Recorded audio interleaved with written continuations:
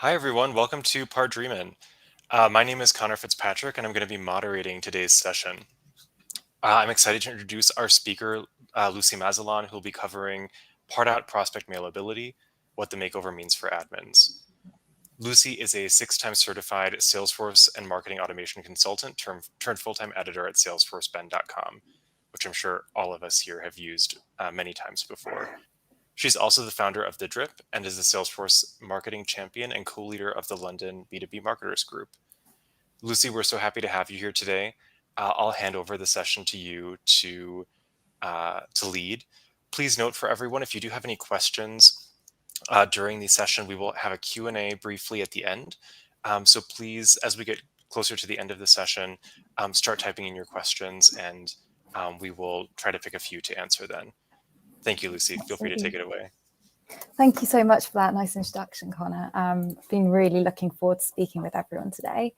And just bear with me a second. Just want to make sure we get it ready. So as I was saying, I've just been really looking forward to coming and speaking with you all on prospect mailability. I know there's a ton of great sessions going on, so I appreciate you joining me for the next 30 minutes. And I hope you have a fun-filled agenda for the rest of the day as well. I'm actually really looking forward to the roadmap session. It will be a little bit late my time, but I think it's worth staying up and hopefully see some of you at the VIP party later as well. So I know Connor's already introduced me, but for those of you who don't know me, I'm Lucy. And as Connor said, I was a marketing automation consultant specializing in Pardot and Salesforce for a number of years. And in that time, I just worked with a huge variety of different types of projects. So they could have been implementations, could have been long-term contracts, getting really into the details of how a team uses Pardot on like a multi-month contract. And just with a whole different type of businesses. So yeah, I've seen a lot of variety. So yes, when it comes to prospect mailability, email marketing. When it comes to email marketing, a prospect record is only as good as its mailability. Of course, when we're looking outside of email marketing, a prospect record could be good in other ways. But email marketing, if you can't email them, they're not valuable to you. But if you can email them, they're more valuable to you, obviously. So some people, if you're as big a fan of mailability as I am, may remember my session last year, which was the nightclub guide to Salesforce, nightclub guide for Salesforce and Pardot marketers. This was all about deliverability versus mailability, two concepts that often get confused. Was that sending an email is only part of the story. And I used a nightclub analogy to illustrate that. So if sending email is only part of the story, it's like turning up to the nightclub and not getting in. You could not get in for a number of reasons. So there's a whole host of reasons why your email may not be able to get delivered. Mailability is one side of it, but just for scene setting, if anybody's interested in learning more about deliverability versus mailability and how they differ, I hope that this is a good way to illustrate that. So it felt right to me to come back to update you on what's been happening over the past couple of Pardot releases, because we all know, if there's one thing we all know about Pardot, it's that it doesn't stand still for long. So yes, today's focus is mailability. And in the summer 21 release, there was one item on the list that was get more visibility on prospect mailable status. And safe to say, the update did help all of us to answer, will a prospect receive my email? So yes, this is the mailability makeover. There's new fields, changing field behavior, so to do with the sync between Salesforce and Pardot, and a whole host of other data management considerations you need to take as a Pardot admin. And there's really more to this than meets the eye. So today I'm going to run through the 6 data changes you need to know about, some data actions to take, recommended data actions to take. I will recap that when we get to that session, but I can't advise on the exact actions you should take.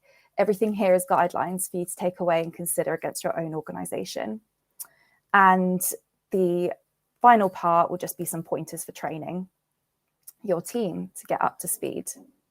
So change number one, the email opt-out and do not email fields. So these two fields we've known for some time. They're a good place to start. These two fields each have new definitions and new ways that marketers should work with them. So I'm going to go into that now. Opted out, this is controlled by the prospect themselves using the unsubscribe link that you send on emails, or by using your email preference center if you have one set up.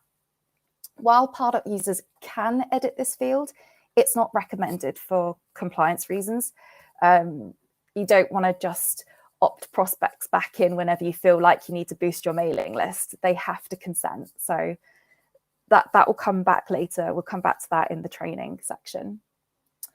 And do not email, this is now intended as a marketing suppression field, as in to prevent prospects from receiving emails. And this is meant to be for marketers and internal users to use to check and uncheck that. You can always rely on the handy tooltips inside of Pardot. If you hover around the little icon by the field name, they will appear with a little description of what that field does. So the key takeaway here is that these two fields have also been decoupled, which means that they're now independent from one another. You may remember before that a value change in one field could automatically switch the other. In this case, if opted out was true, then do not email was also changed to true automatically. This is not the case anymore. Remember, these fields should be used by different parties, internal users and the prospects themselves. Cool. So I hope I haven't scared you off yet. Bounce fields. Yes, admins can now reset the bounce field on a prospect's record. If a prospect is unmailable and we suspect it could be for a temporary reason, that's known as a soft bounce. Examples are the server downtime, or the recipient's inbox is at full capacity, or maybe it hasn't been set up completely correctly. In Pardot, 5 soft bounces, a hard bounce, and a hard bounce is a more permanently undeliverable status. However, once an issue appears to have been rectified for a soft bounce, an indicator could be they've received an email from you, then admins can now wipe the slate clean by clicking the reset hyperlink by the field. And remember that I said that in Pardot 5 soft bounces equals a hard bounce. If you've used Pardot for a while, you know that the hard bounce field would then switch the do not email field to true. That's no longer the case. Hard bounce and do not email are also decoupled. So whereas before we had all these fields interconnected with one another and relying on each other, now they're all separate, apart from soft bounce and hard bounce. Great, so this is my favorite field now in Pardot, mailability status. So the combination of the do not email and opted out fields ultimately tell you whether the prospect is mailable, right? And not only that, but which types of emails you're allowed to send them. So while these two fields should be independent from one another functionally, like we said in point 1, where they've been decoupled, these two fields should be reviewed together because they tell you a whole lot. So this new status field you'll find in the mailability section of any prospect record gives you a clear answer at a glance. And here are some of the values you'll come across. Mailable, everything's good. Undeliverable, that's when 5 soft bounces or 1 hard bounce is detected. Transactional emails only, So that's prospects with either the do not email field ticked or the opted out checkbox is checked. They can't receive marketing emails, only operational emails. Archived means that the prospect's in the recycle bin. And a little bonus here, the prospect data tables, so the lists of records that you see in your Pardot account, they have new icons added. So you get that mailability status at a glance, like you see in the image.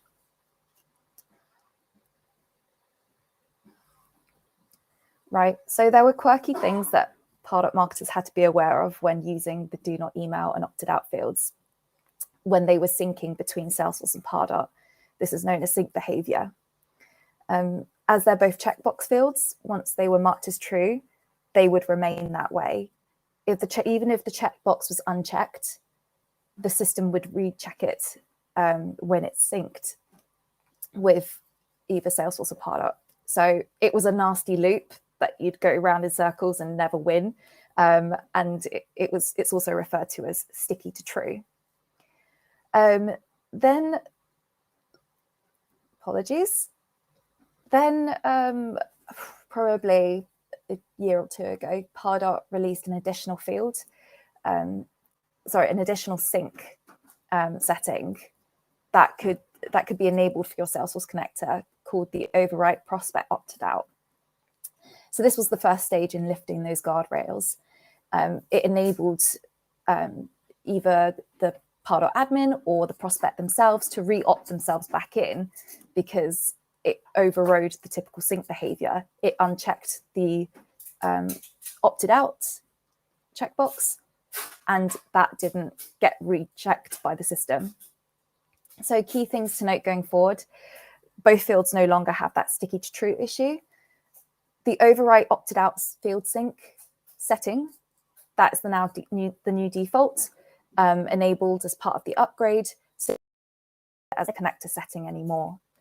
And do not email is treated like any other default field, meaning you can uncheck do not email and it will remain that way even when the connector syncs the next time around, it will stay unchecked. Right, so you've got a sneak peek of number 5 already, but could this one be the cure for AMPSIA worries? So AMPSIA stands for allow multiple prospects with the same email address. And ever since it was introduced, marketers have had duplicate prospect records as a worry in the back of their minds. The email uniqueness field is a nice addition to investigate whether records should be merged, or they could have been deliberately duplicated for a reason. For example, I remember when AMPSIA was first introduced, at the time I was quite biased because I was working with an organization.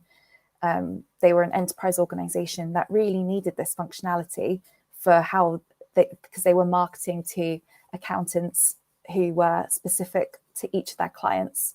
So now they could be treated as separate prospect records rather than being merged. So as you can see in my example, the new field for email uniqueness says email address is shared with multiple prospects, which is user-friendly. When a prospect record is updated, that warning will appear if there's more than one prospect. And of course, you can check for duplicates periodically by pulling a report based on email uniqueness.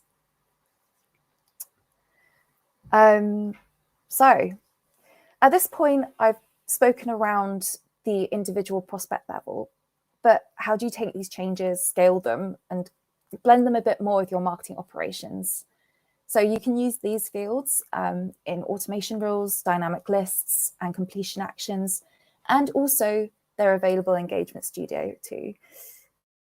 On the slide, I've included an example of how Engagement Studio can be used to route prospects down different paths according to their mailability. And this could very well be an operational example for data management. You have to remember that Engagement Studio isn't just for sending marketing emails. It can be also used for visualizing data changes. You could think of it as you're stringing multiple automation rules together, right? So I really hope your head's not spinning right now, but I've just compiled a few actions you could take on your data because you need to align your records you already have with the new mailability model. especially around that do not email field. Quick recap on how to find your mailable prospects. So this is the thing, if you're making changes to your prospect database, just bear in mind that the usage numbers you see in Pardot settings, they update daily, once a day. So if you're doing lots of small changes, you can't see that number change immediately. So if you want to find that real-time prospect count, you could refer to the Pardot prospect list view and just then filter for mailable prospects. That will give you the real-time count. And remember mailable prospect limits, which is a reason why you should be monitoring the real-time prospect count. But I'll circle back to that right at the end. So let's prepare to update. Just to say, remember to seek the help of certified consultants if you're ever in doubt with any of the steps I'm about to go into. It's better to get it right first time than have an absolute mess to sort out. And also, like I said, this is guidance. You shouldn't take any actions unless you're absolutely certain it's the right fit for your organization. You know your data. I'm not going to tell you it's not a straightforward answer. But first things first, please export your data to use as a backup to revert any changes if necessary. Hopefully you won't need to, but you've got the peace of mind of that backup copy if anything goes wrong. So ask yourself, how did we use the do not email field before? What I mean by this is that there are organizations out there that have used the do not email field to intentionally suppress prospects. That's a really hard combination of words. Suppress prospects, which is what you should do. Continue to do that. So we'll call you guys Group A if you've been doing that intentionally. Everyone else, get used to do not email being a field that no longer means that the prospect was marked unmailable by the system. So you can be Group B. One final thing, I know I've built this up, sorry. One final thing, I mentioned segmentation rules a lot. And as you may know, this type of Pardot automation doesn't get as much attention, but they're suited to this one-time mass data change that you're going to want to do. Another reason why I've mentioned segmentation rules is that I know it's quite common to be running up against your limit for automation rules. But of course, you can use the criteria I mentioned in automation rules and engagement studio actions and rules too. Right, so without further delay, let's look at unsubscribed prospects and updating the do not email field for them. So again, previously, the do not email field was changed to true when a prospect was opted out, unsubscribed. So now these work independently. A key takeaway here, a prospect can't resubscribe if the do not email field is still true. So you could try to find these people by saying, okay, if opt-out is true, but they haven't bounced, that means they're simply opted out, right? They're not do not email. But thanks also to the Pardot partner team for providing these great images. I think they're really good for wrapping your head about how all of this is relatable.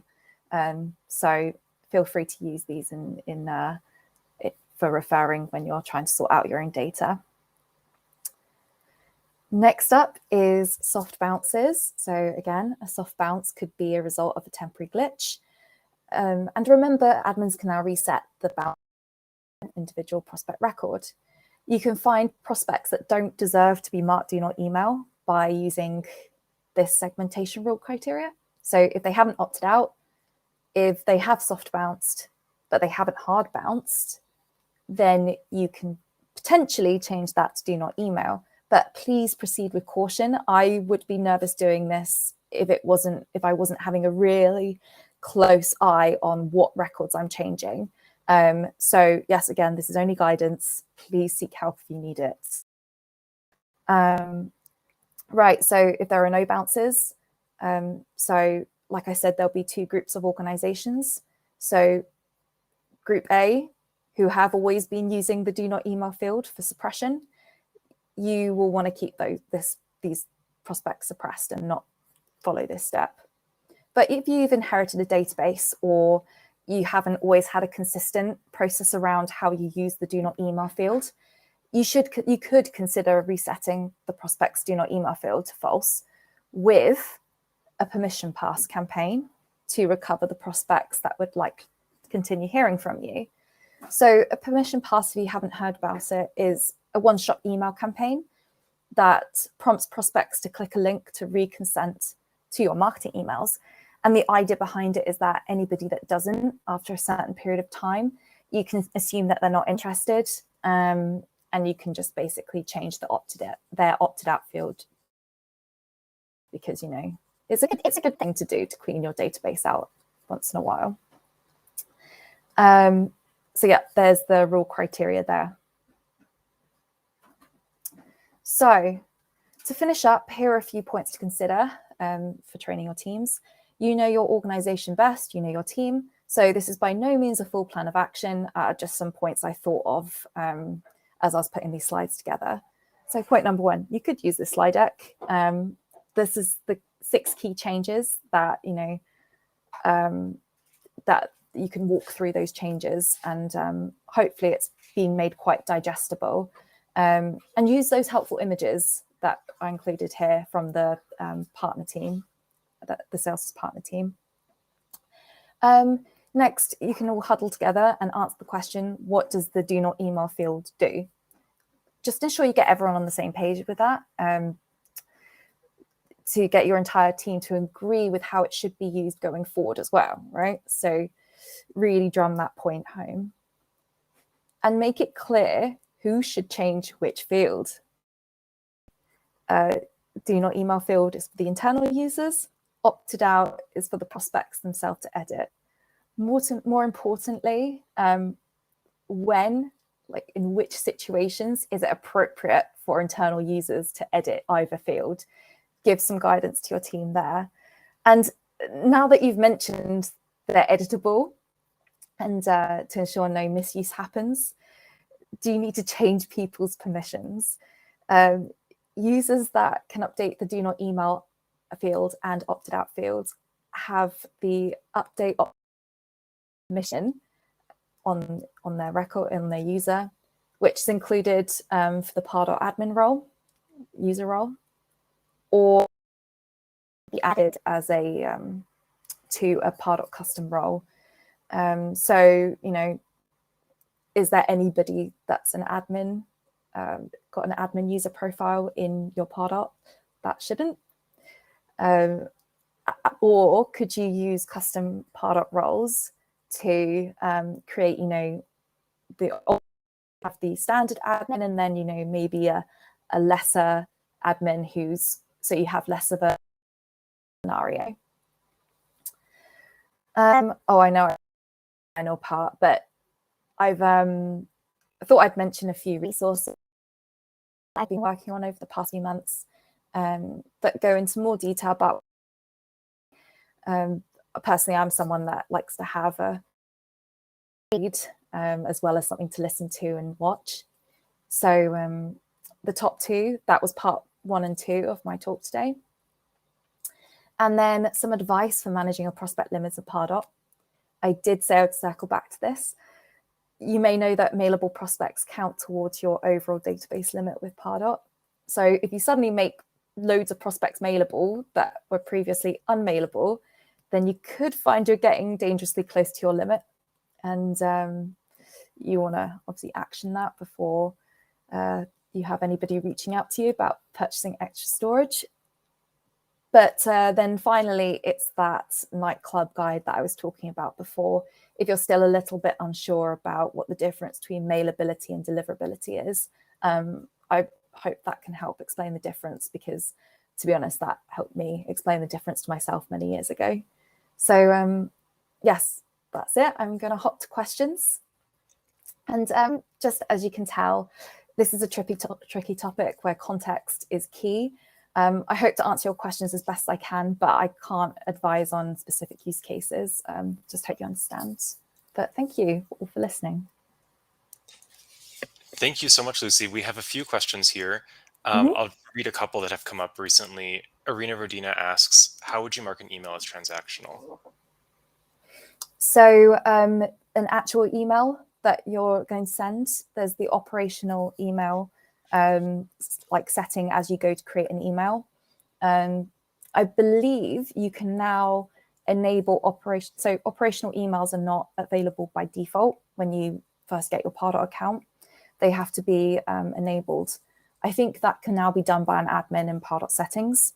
And from then on, you can have that box when you go to create a new email. I remember previously you had to ask Pardot support to open that up. So if it's not available, then follow those steps. Lauren Brown also asks, how can we run a segmentation list for email uniqueness to find duplicates? That's available as a criteria. If not, if you prefer to maybe work in, so with email uniqueness as well, you want to maybe work in Excel because then you can highlight duplicates and things like that, which isn't so easy when you're working off a Pardot list. So you can always export it and then work off it that way, off the email uniqueness field. Lauren also asks, what if a prospect or lead takes an action in Salesforce? How can I manually opt them back into Pardot without being outside of compliance? If a lead or a contact takes action inside of Salesforce, or a Salesforce user takes action on a lead or contact? This is a great question, Lauren. So I actually paraphrased, she wrote student. And again, this is an instance where context is kind of key here. I imagine this is lead or contact because they are a college. Okay. So if the lead or contact themselves opts in or opts in via Pardot. Sorry, I don't understand the question. I just want to clarify. No, you're fine. Yeah, I'll ask again. So or it could be a portal. It could be like a community because she's talking about students, right? So maybe there's an action from a community going into those possibly objects. Yeah. Yeah, it says, what if a student takes an action in Salesforce? How can I manually opt them back into Pardot without being outside of compliance? And she says, we are a college and students reapply in Salesforce and I need to opt them back into Pardot. I'm guessing then it's some sort of web form going in Salesforce, like the data's going to Salesforce. Okay. Well, that's the email opt-out field. I'm sure you can use that, resyncing that back in. I believe now that the email opted out field in Salesforce and the opted out field in Pardot are synced. You know, you could unsync them before, but now they are definitely synced. So you shouldn't. And the sticky to true is gone. So hopefully test it a few times. I assume it will work. Wonderful. And then one final question here, since we are a little bit over time. Eric asks, are there any mailability reports that you can create to see a list of everyone with hard and soft bounces? Yes, you can create a dynamic list in Pardot. Yeah. Or sync it to Salesforce and run a Salesforce report. But you'll have to do one separately for leads and contacts. That's the only thing. So just bear that in mind. Don't forget your leads, don't forget your contacts. Wonderful. Well, that's all of our questions for today. Thank you everyone for attending and for this rich discussion. Lucy, thank you so much for sharing your expertise with us today. We hope to see you all over the course of the rest of the day today and in the upcoming sessions. And Lucy, we hope to see you again next year at Pardot. Fabulous. Thanks a lot for moderating. Thank you, everyone. Have a good rest of your Thursday. Take care.